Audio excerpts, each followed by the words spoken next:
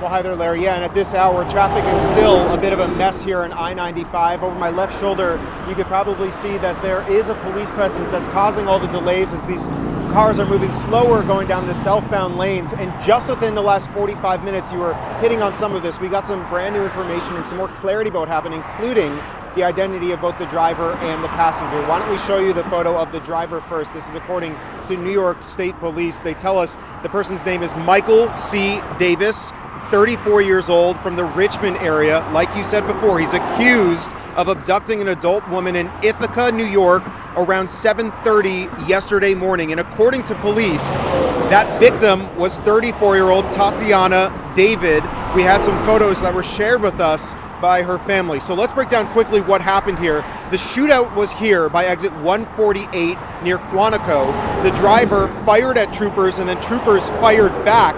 But the driver was injured and flown to the hospital, whereas the passenger died at the scene. Again, that's Tatiana that we were talking about. It actually started some 20 miles north of where I'm standing, though, in Fairfax County by exit 167. Troopers pulled over the Jeep Cherokee because it had a wrong license plate and then quickly identified the driver as the abduction suspect.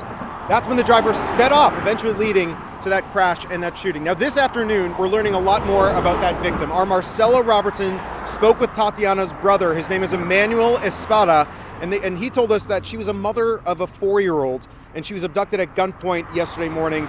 They're absolutely heartbroken. Take a listen. You know, she was such a bright light. She was such a beacon of hope. And now she has her life taken away from her for what? That's not fair. You know, all she did was put good out there in the world. She never harmed anybody she came across. Just heartbreaking to hear him speak about his loved one right there.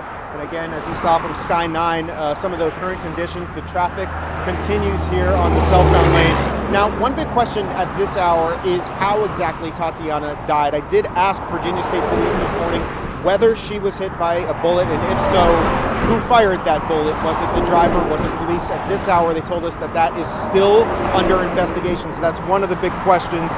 Meanwhile, the family's frustrating, saying that the system failed Tatiana by not recognizing these signs of domestic violence. For now, I'm reporting here along I-95. I'm Evan Koslof, WUSA.